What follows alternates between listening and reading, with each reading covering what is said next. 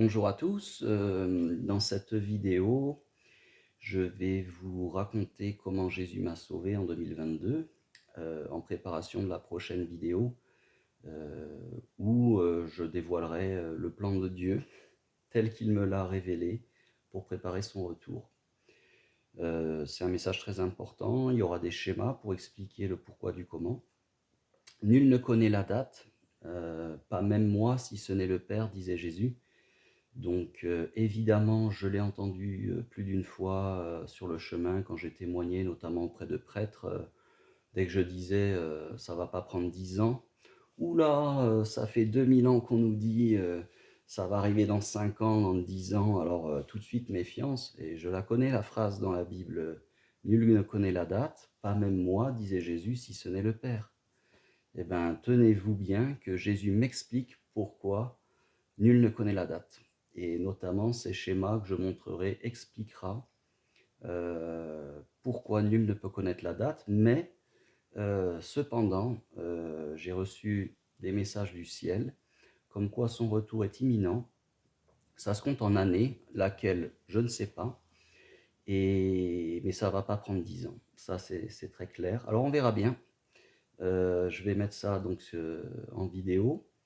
Et le but, c'est que les frères et sœurs se réveillent, se laissent toucher par l'amour de Jésus, à en pleurer, et qu'ils réclament leurs dons, les dons spirituels de l'Esprit Saint.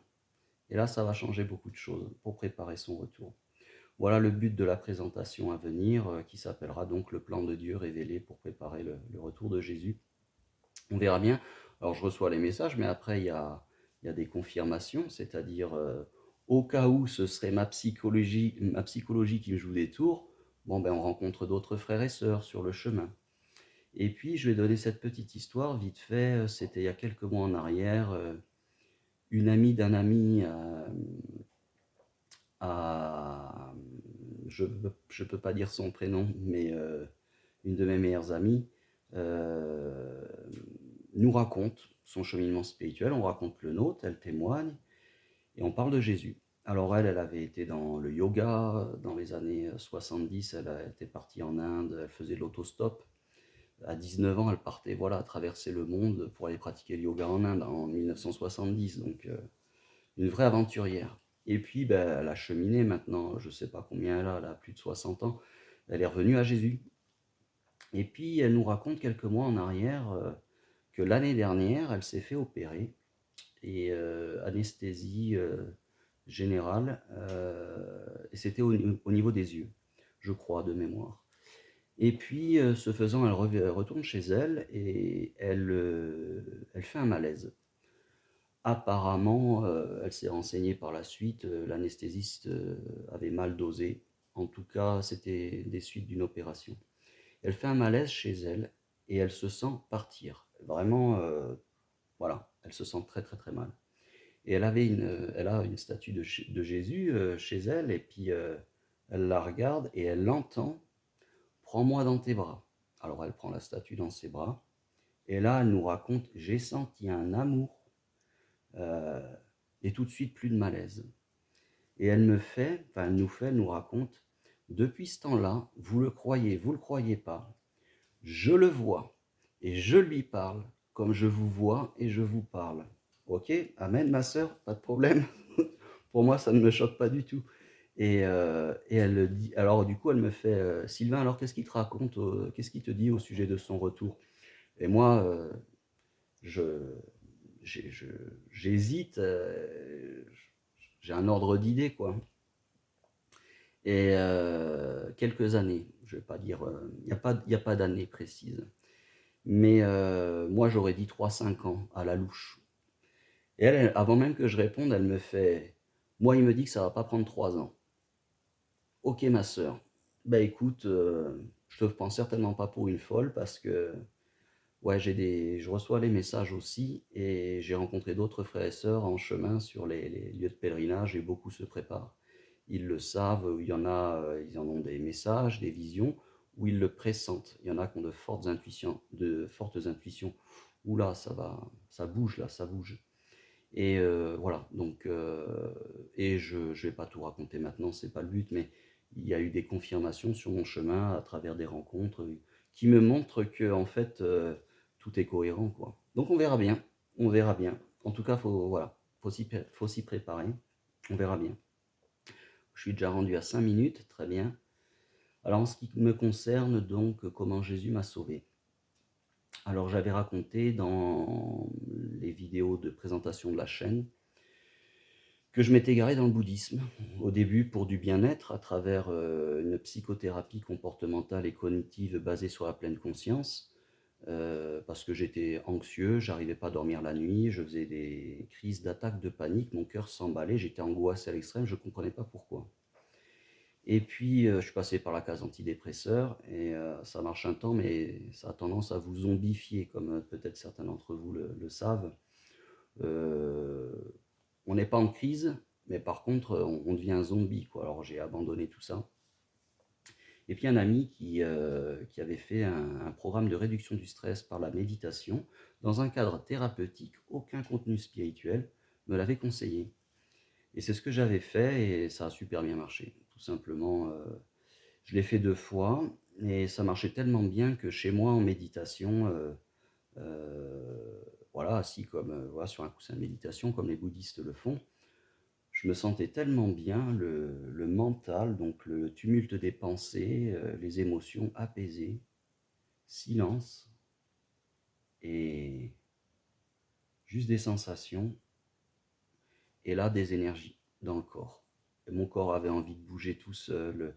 Une fois j'étais là sur mon coussin, j'étais tellement bien et je me laisse aller, j'observe mon corps, je me laisse aller.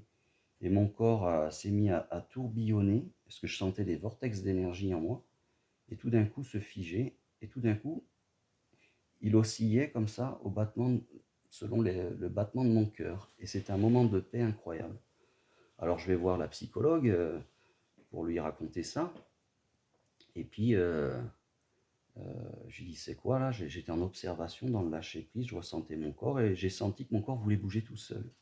Parce qu'il y avait comme une énergie qui émanait de moi et là elle me fait ah je vois que ta méditation est très sérieuse. Bah écoute, je vais te dire, il y a différentes écoles de bouddhisme. Il y en a, ils vont te dire, il faut surtout pas bouger, juste observer ces énergies, les canaliser pour le terme. Et il y en a d'autres qui te diront, bah, laisse ton corps être, parce que ça va peut-être amorcer des déblocages sur des plans subtils pour les émotions, tout ça. Très bien, j'écoute.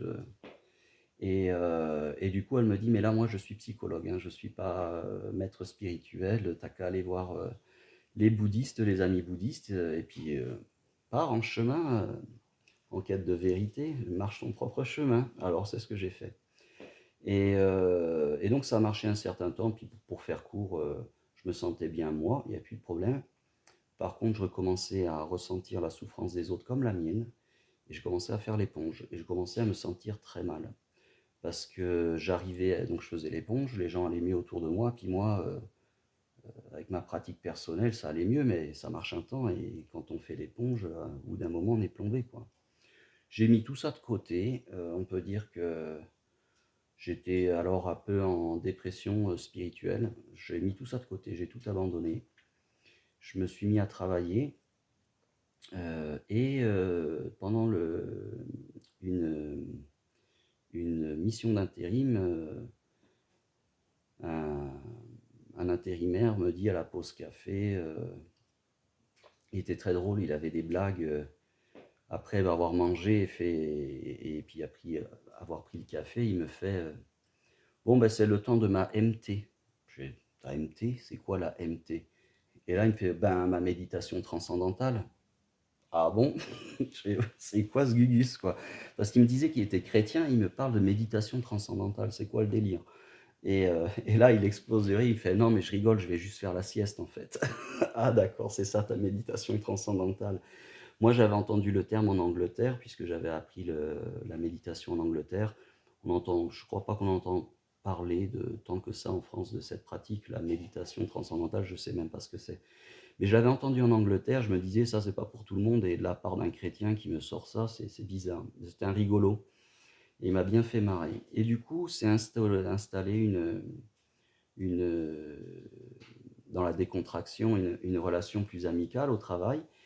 Et un jour, on a parlé spiritualité sérieusement. Il m'a dit, Sylvain, bon, lui, il était passé aussi par là hein, quand il était plus jeune, et il avait tout abandonné les lectures comme Krishnamurti, Sri Aurobindo, je crois, je sais plus. Bon, bref, il avait tout abandonné. Et je crois qu'il a 60 ans maintenant. Puis Jésus l'a sauvé. Il me raconte.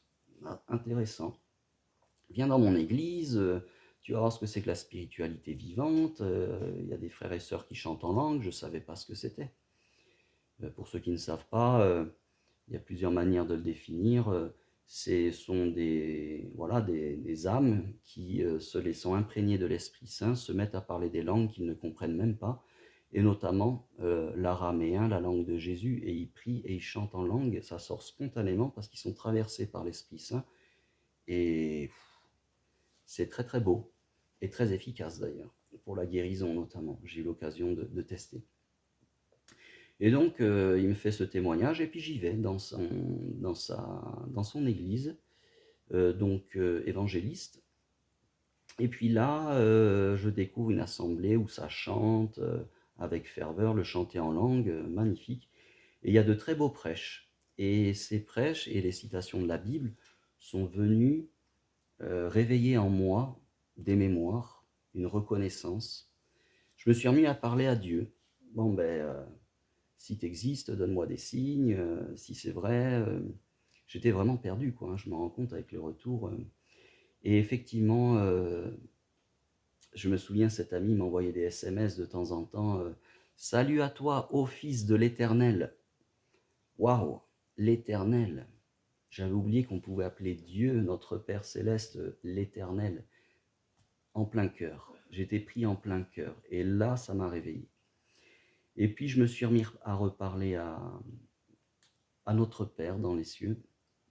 Il se trouvait que je n'avais plus de nouvelles de mes parents depuis des années.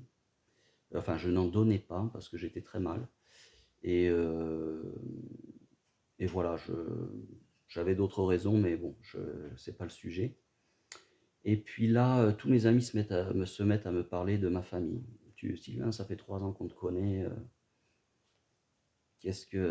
On connaît rien de toi, t'écoutes beaucoup les autres, mais tu parles peu de toi et ta famille. Et c'était un sujet qui revenait sans arrêt. Et là, j'ai un pincement dans le cœur. Et c'était en octobre 2022. On approche vers Noël. Voilà, c'est la famille, l'esprit de Noël. Donc, et c'est un sujet qui revient en boucle pendant 2, 3 semaines. Et là, je fais, bon, s'il faut que je reprenne contact avec mes parents, donne-moi un signe. Et là, dans les 2 jours qui suivent, je reçois un SMS d'un ancien ami que j'avais perdu de vue depuis 1 an. J'avais perdu mon téléphone, changé de numéro, donc je reçois un SMS d'un numéro inconnu à ce moment-là. Et c'est un ami qui me fait « Salut Sylvain, petit coucou du Nord, j'espère que tu vas bien. Pensée du jour, prends soin de toi et de ta famille. » Même pas signé le SMS. Je dis, c'est quoi ce numéro? Moi, je l'avais perdu de vue. Et il avait été en mission d'intérim en Alsace, il était reparti dans le Nord, je l'avais même oublié. Et là, je me dis, qui envoie un SMS comme ça, aussi court, avec pensée du jour, 2 points, prends soin de toi et de ta famille. Je crois que c'est le seul SMS de toute ma vie où j'ai reçu pensée du jour, prends soin de toi et de ta famille. Alors je l'appelle et puis je reconnais qui c'est. Et là, je me dis, ok. Donc j'avais demandé, j'ai reçu. Et je refuse de reprendre contact avec mes parents. C'est trop dur. Ça fait trop mal au cœur. Et là, il s'est passé quelque chose. Une nuit, je suis chez moi, je dors, et je pars en cauchemar. Donc, je m'assoupis, et cauchemar, je me sens tomber à l'infini dans un puits sans fond, un puits ténébreux sans fond. Je me sens tomber, quoi. Et je ne peux pas me raccrocher. Mais j'ai les yeux fermés et je m'assois dans mon lit, et ça me rappelle le temps, 20 ans en arrière, où où j'avais eu des attaques de panique la nuit, et, euh, et, et je me sentais très mal, très stressé, le cœur palpitait, et je me dis, punaise, ça m'est pas arrivé depuis 20 ans, c'est quoi ce délire? Mais je suis dedans, je le vis, je suis dans un cauchemar à tomber à l'infini dans un puits sans fond. Et je suis assis, je suis dans mon cauchemar et tout d'un coup, un réflexe. Dans mon âme, dans mon cœur, je me mets à prier le Notre Père. Et je murmure dans Notre Père, et là, la chute s'arrête. Je suis apaisé, et tout d'un coup, j'ai les yeux fermés. Il y a une présence. Et comme un vortex, un tourbillon de lumière ascendant, j'entends, mets ta main dedans. Je suis toujours prisonnier, j'ai les yeux fermés de ce rêve cauchemar, enfin ce cauchemar qui devenait calme, calme après cette prière dans le rêve. J'entends, mets la main dedans, et je fais le geste physique, je m'en souviens très bien. Je mets et dans ce tourbillon ascendant, hop, je me réveille, je me sens bien, j'entends. Maintenant, tu m'écoutes, sinon je t'abandonne. Ok. Et là, je me sens bien. C'était Jésus. Et là a commencé mon chemin en conscience avec Jésus en écoutant cette petite voix intérieure. Et puis, je pars, il me laisse faire, il ne parle pas tout le temps. Je suis le premier surpris. Et, et puis, je reprends contact avec mes parents. Parce que j'avais demandé, j'avais reçu un message, mais après, il faut agir. Et il n'y avait pas de temps à perdre. Je reprends contact avec mes parents, un email le 17 novembre, je m'en souviens très bien parce que voilà, c'était très très émouvant, j'ai explosé en sanglots parce que voilà, c'était un lien très fort et je n'avais pas donné de nouvelles depuis des années. Ma pauvre mère qui s'inquiétait, je m'en doutais. Et, le lendemain, toujours pas de réponse. Je renvoie un email pour dire au fait, j'ai pas besoin d'argent, ça va bien, je travaille. C'est voilà, sincèrement, je reviens vers vous pour prendre des nouvelles. Et le soir même, je reçois un email de mon père. Et d'ailleurs, avant de renvoyer ce deuxième email, donc le 18 novembre, je prends conscience de la date. C'était la date anniversaire de mon père, ça lui faisait 70 ans. Et là, je reçois une réponse le soir même, ils sont fous de joie et ils me disent on revient tout juste de marcher Saint-Jacques de Compostelle. Alors, niveau spiritualité dans la famille, il n'en était pas question avant, donc je passais pour un peu un, comment dire, un peu un mouton noir parce que j'avais été dans le bouddhisme. Mais eux, la chrétienté, tout ça, j'avais pas de nouvelles depuis des années. Et là, j'apprends qu'ils reviennent de Saint-Jacques de Compostelle. Waouh! Ma mère qui écrit, j'ai prié dans les chapelles, mis des bougies pour qu'ils reprennent contact avec nous. C'est, ouais, ça. Et là, tu te dis, ok, là, c'est très très sérieux.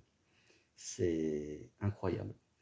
Bon, je vais pas poursuivre davantage parce que c'est super nouvelle, ils ont marché Saint-Jacques de Compostelle. Mais bon, après j'ai témoigné de mon cheminement avec Jésus et là, ils étaient très contents de reprendre contact avec moi, mais après ils ont plus trop rigolé. Donc voilà, ils ont du mal à croire que ce que je vis est vrai. Bon, c'est comme ça. Et puis ce faisant, voilà, hein, demande et tu recevras, pas de problème. Et puis il me laisse aller méditer, Jésus me laisse aller méditer près d'un arbre, à Heinsbrunn, un petit village près de Mulhouse, où il y a un magnifique chêne de 700 ans, et je m'assois contre parce que je médite et je me sens bien. Et là, tout d'un coup, tout en intériorité, à l'intérieur, je vois une lumière très blanche et tout d'un coup une forme, comme un diamant, et si on le représente en 2 dimensions sur une feuille, ça forme un losange. Voilà. Et là, waouh, je, je, je comprends la lumière du Christ. Ok. Je vais à la chapelle Notre-Dame du Chêne à Heimswohl, qui est voilà, quelques centaines de mètres en face du chêne. Et là, je me recueille devant Marie, il y a une très belle statue de Marie. Et là, c'est pas le jour même. Dans les 2 jours qu'on suivit, je retourne régulièrement à cette chapelle. Je me sens bien, j'accueille en fait. Un jour, derrière la chapelle, il y a un chêne avec Jésus en croix, le crucifix. J'entends, ou plutôt j'entends dans le cœur, embrasse moi sur les pieds, sur la croix. Et là, premier réflexe, le refus. Parce que pour moi, je n'aimais pas représenter Jésus sur la croix, c'était un symbole mortifère. Et la croix sans Jésus me parlait plus. Et, euh, et je suis invité à l'embrasser sur les pieds, sur la croix. Alors je l'embrasse sur les pieds finalement. Et là,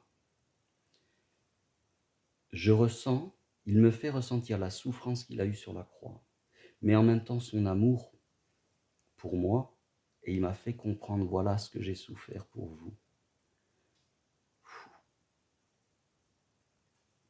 Ouais, c'est souvent quand je parle de ça, quand je parle, je témoigne, je revis. Et ouais, c'était très émouvant. Bah, j'ai pleuré évidemment. Et c'est pas fini. Oui, il est l'heure, faut qu'on aille au réveillon. Ouais, 21 minutes en plus. Je vais faire vite pour finir cette vidéo. On est attendu, c'est le jour de Noël. Et pour finir ce témoignage, pour présenter les schémas qui vont venir, pour transmettre le plan de Dieu qui m'a fait comprendre ce qu'il faut mettre en place pour préparer son retour. Le lendemain encore, je vais à la chapelle et là, il y a le gardien de la chapelle voilà, qui enlève les fleurs, met les cierges neufs, comment dire, il récupère la cagnotte, il fait le nettoyage et il est là et il... et j'avais mis un billet de 10 euros une semaine auparavant et je l'avais enroulé, j'étais pas sûr qu'il était tombé dans la cagnotte, je croyais qu'il était tombé, enfin peut-être resté bloqué dans la cheminée. Je suis là sur un banc en contemplation et je le vois en train de faire ce qu'il a à faire à la chapelle et avec un couple d'amis. Et puis je sais pas pourquoi je me sens appelé spontanément, là c'est pas Jésus qui me dit va lui parler, c'est spontanément je me lève, je me dis que voilà, faut que je lui dise, ça se trouve il y a un billet de coincé dans la cheminée, il faut que je lui dise. Alors je vais lui dire, il vérifie, et pendant qu'il vérifie, il y a son deux amis à lui qui me disent on se sent bien ici, hein. Je fais ah ouais ouais, et là j'avais encore le jargon de la méditation bouddhiste, ah ouais, il y a de bonnes énergies là, on se sent bien. Et là, tu as le gardien de la chapelle, il se tourne, il me fait tu pratiques? Je lui fais non, enfin ouais, j'ai pratiqué la méditation il y a quelques années, mais j'ai mis tout ça de côté. Mais là, je sens que je lui dis pas tout de suite ce que je viens de vous raconter. Il se passe quelque chose là. Et je suis un peu timide. Et là, il me regarde, il me fait toi, tu sais, toi, tu as quelque chose là. Il se passe quelque chose avec toi. Alors lui, il pratiquait encore le pendule, mais la prière avec Jésus et Marie, ça je peux en témoigner, il pratiquait le pendule. Alors on pourra en parler, la pratique du pendule, c'est on lâche prise du mental et lui c'est avec Jésus et Marie, et il a son ange gardien et il obtient des oui et des non avec le pendule. Bon bah lui c'est sa manière à lui de lâcher prise de la tête pour être dans l'accueil, le ressenti, au point où il laisse aller sa main et ça le regarde. En tout cas, et je peux en témoigner, il est bien en Christ avec Jésus et Marie. Le pendule, c'est notre corps, hein. Donc, pas besoin d'un pendule pour recevoir les messages d'en haut. Le message, c'est déjà une présence d'amour. On se laisse aller, on laisse la tête aller, le mental, on se détend, on ressent, bing, et les messages y tombent. Il n'y a besoin d'aucun pendule, rien du tout. C'est direct. La créature a été créée pour communiquer avec son créateur. Le cerveau est une antenne pour communiquer avec les cieux.